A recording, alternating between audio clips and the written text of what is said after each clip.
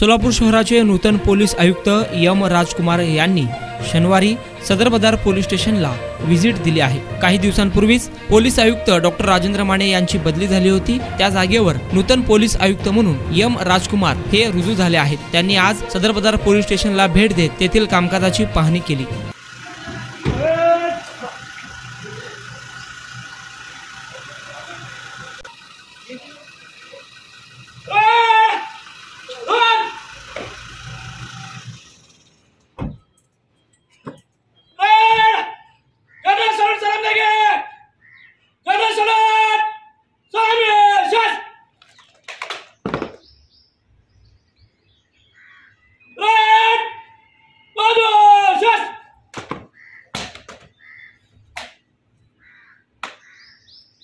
श्रीमान जी यहाँ पर परेड निरीक्षण के लिए तैयार है।